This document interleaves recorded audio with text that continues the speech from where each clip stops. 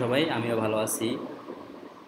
BST technology থেকে আমি বিনয় কীর্তনিয়া আপনাদের পাশে আছি সর্বদা। আমি নিত্য নতুন কিছু দেওয়ার জন্য আপনাদেরকে চেষ্টা করতেছি সবসময়। আজকে আমরা কথা বলবো যারা স্ক্যাফোল্ডিংয়ের কাজ করেন তাদের কি কি সরঞ্জাম ম্যান্ডেটরি, মানে কি কি সরঞ্জাম তাদের থাকতে হয় এবং কোম্পানি দেয় তাদেরকে, এবং কোনটার জন্য কি কাজ, কিছু কিছু বিষয় নিয়ে এখানে আলোচনা করা হয়েছে, যেটা আপনারা যদি ভিডিওটি দেখেন তাহলে অবশ্যই উপকৃত হবে। যেমন এখানে আছে দেখেন, স্ক্যাফোল্ডিং কাজের সরঞ্জাম, মানে স্ক্যাফোল্ডিং কাজ করতে গেলে আপনি কি কি সরঞ্জাম লাগবে। প্রথমেই আপনার লাগবে একটা ফুল বডি হার্নেস। এই ফুল বডি হার্নেস পরে আপনি উপরে উঠবেন এবং এটা 100% অ্যাঙ্করেজ করে আপনি এটা ইরেকশন করেন, ডিসমেন্টল করেন, মডিফাই করেন, অবশ্যই 100% অ্যাঙ্করেজ থাকতে হবে এবং আপনি যেখানেই কাজ করেন সেই বরাবর থাকতে হবে। তারপরে কি আছে, ইস্পানা। এটাকে ইস্পানা বলা হয় অথবা র্যাসেট বলা হয়। এই ইস্পানা দিয়ে আপনারা স্ক্যাফোল্ডিং ক্লাম্পগুলো টাইট এবং লুজ করবেন। তারপর আছে ইস্পানা হোল্ডার, মানে ইস্পানাটা এই হোল্ডারের সাথে রাখতে হয়, এটা থাকে মাজার সাথে, কোমরের বন্ধনী মানে বেল্টের সাথে থাকবে, এটা লাগবে। এইটার সাথে এই যে একটা লাইনার দেওয়া আছে। তারপর আছে কি মেজারমেন্ট টেপ, এটা দিয়ে পরিমাপ করা হয়। তারপর আছে স্পিরিট লেভেল, যেটা দিয়ে আপনার সমান্তরাল আছে কিনা দেখা যায়। একটা speed level 80 degree 90 degree 180 degree, তারপরে 45 ডিগ্রি অ্যাঙ্গেল ইউজ করা যায়। তারপর আছে হ্যামার। এখানে একটা জিনিস লক্ষ্য করবেন, প্রত্যেকটার সাথেই কিন্তু আপনার লাইনার দেওয়া আছে, কারণ লাইনার ইউজ করতেই হবে, নইলে ফলিং অবজেক্ট আপনি কন্ট্রোল করতে পারবেন না। তারপর আছে ওয়্যার কাটার, যদি আপনি প্লাগগুলো ওয়্যার দিয়ে বাঁধেন তাহলে ওয়্যারগুলো কাটার জন্য এই ওয়্যার। তারপর আছে এই লাইনার। তারপর আছে পুলি, যেটার সাহায্যে উপর থেকে মাল নিচে নামানো হয়, আবার নিচ থেকে মালামাল উপরে পাসিং করা হয়। তারপর আছে পাইপ কাটার, যেটা দিয়ে পাইপ এক্সট্রা থাকলে এটা দিয়ে কেটে ফেলা হয় ঘুরিয়ে ঘুরিয়ে। তারপর আছে ক্যারি ব্যাগ, এই ক্যারি ব্যাগের সাহায্যে পুলি ইউজ করে ক্যারি ব্যাগের সাহায্যে উপরে মালামাল উঠানো হয়। এটাকে দেওয়া আছে SW এর 50 কেজি।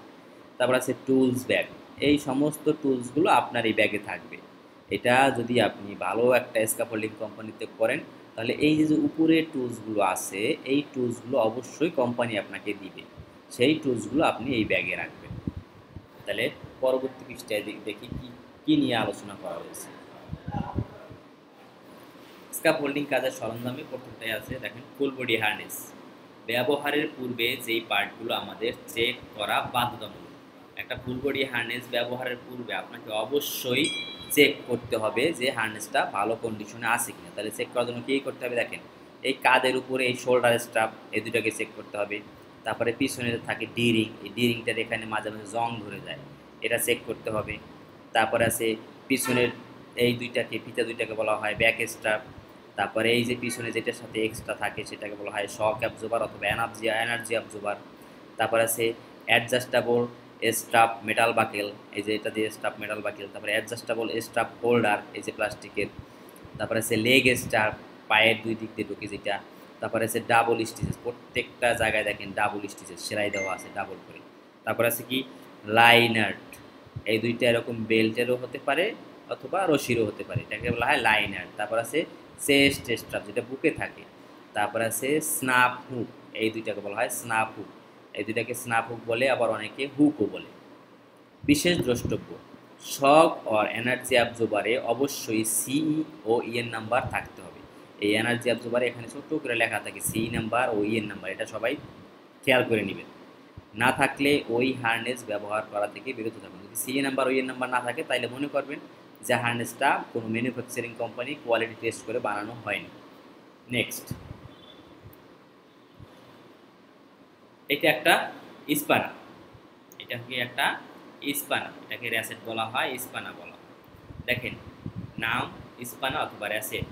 উপাদান অ্যালয় স্টিল, এটা একটা অ্যালুমিনিয়াম জাতীয় স্টিল, মানে ভালো একটা স্টিল, পুরানো টেম্পার করা। তার ওজন 1 কেজির মতো আছে। লেন্থ 300 মিলিমিটার, এই যে দেখেন লেন্থ এখানে দেওয়া আছে 300 মিলিমিটার লেন্থ।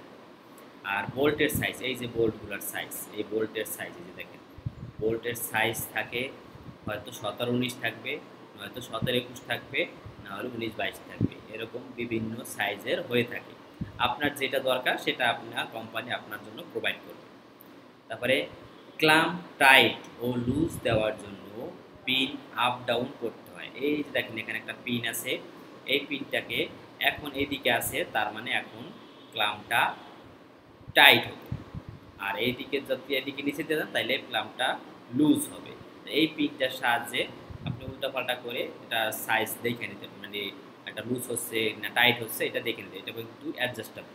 এটা আবার এটা যদি এটা রক্ষণাবেক্ষণে কি এখানে মাঝে মাঝে গ্রিজ দিতে হয়, এখানে বা অয়েলি গ্রিজ দিতে হয় যাতে এটা স্লিপারি থাকে, যাতে সহজেই কাজ করে। Next, measurement tape.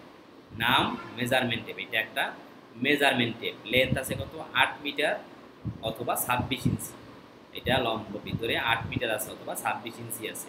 তাহলে দেখেন এখানে এক একটা দাগ মানে 1 মিলিমিটার। এই যে দেখেন এক নাম্বার দাগে ধরছি 1 মিলিমিটার, তারপরে 1 2 3 4 5 5 নাম্বার দাগে 5 মিলিমিটার, তারপরে এই যে এখানে এখানে 1 লেখা আছে কিন্তু একটা এই যে এটা কাভারের কারণে দেখা যায় না, তার মানে 10 মিলিমিটার, 2 এ 20 মিলিমিটার, 3 এ 30 মিলিমিটার, 4 এ 40, 5 এ 50 মিলিমিটার। তাহলে 6 এ 60, 7 এ 70, 8 এ 80, 9 এ 90, 10 এ 100 মিলিমিটার। এই যে ভিতরে ছোট ছোট দাগগুলো এই যে 1 2 3 4, 1 2 3 4 প্রত্যেকটাই কিন্তু 1 মিলিমিটারে। দেখেন আমি গুনতেছি 1 2 3 4 5, এই দেখেন 5 এ 5 মিলিমিটার, 6 7 8 9 10 10 মিলিমিটার, 11 12 13 14 15 16 17 18 19 20 20 মিলিমিটার। আমরা জানি কি একটা শোল বোর্ডের থিকনেস কত থাকে? 38 মিলিমিটার। তাহলে আমরা 38 মিলিমিটার কীভাবে বের করবো? এখান থেকে এই যে 2 এ 20, 3 এ 30, 30-এর পরে আর একটা এই যে মাঝখানে বড় দাগ এইটাকে যাবো 35, 35-এর পরে 1 2 3, তার মানে এখানে এই 38 মিলিমিটার একটা শোল বোর্ডের থিকনেস থাকে। আশা করি বুঝতে পারছি। এভাবে সবাই ক্যালকুলেট করবেন, কোনো মানে আপনার থাকবে না, মনে কোনো দ্বিধা থাকবে না। Next, spirit level. নাম স্পিরিট লেভেল ম্যাগনেটিক। এটার লেন্থ আছে 9 ইঞ্চি। তার মানে দেখেন এই একটা লেভেল দিয়া আপনি 90 ডিগ্রি দেখতে পারবেন, তারপরে 180 ডিগ্রি দেখতে পারবেন, 45 ডিগ্রি দেখতে পারবেন। 90 ডিগ্রি মানে কি? আপনি যে স্ট্যান্ডার্ড ব্যবহার করেন পোস্ট, ওই পোস্ট সোজা আছে কিনা, মানে একবারে ভার্টিক্যালি আছে কিনা অ্যাকুরেট, সেটা দেখার জন্য লেভেলটাকে খাড়াভাবে ধরতে হবে। আর 90 ডিগ্রি সাহিত্য অবস্থা হরিজেন্টালি সমান আছে কিনা সেটা দেখার জন্য 180 ডিগ্রি। আর ব্রেসিং লাগানোর জন্য আপনাকে দেখতে হবে 45 ডিগ্রি, যেখানে লেখা আছে দেখেন। স্ট্যান্ডার্ড অথবা পোস্টের ক্ষেত্রে 90 ডিগ্রি সেট করা, রানার, ব্যারিয়ার ও গার্ডরেলের ক্ষেত্রে 180 ডিগ্রি সেট করা হয়, ব্রেসিংয়ের ক্ষেত্রে 45 ডিগ্রি সেট করা হয়। তাহলে আমরা এখানে স্ক্যাফোল্ডিংয়ের কিছু ধারণা পেলাম, যাতে আপনারা উপকৃত হবেন। পরবর্তী ভিডিওর জন্য আপনাদের সবার কাছে আমি কিছু লাইক কমেন্ট এগুলো আশা করি। তবে এটা আপনাদের ব্যাপার, আপনারা লাইক কমেন্ট শেয়ার এগুলো করবেন কিনা। যদি আপনাদের কাছে ভালো লেগে থাকে আর যদি মনে করেন যে না এটা তারা একজন উপকৃত হবে, তাহলে অবশ্যই একটা লাইক কমেন্ট শেয়ার করেন। থ্যাংক ইউ, ধন্যবাদ সবাইকে। আসসালামু আলাইকুম।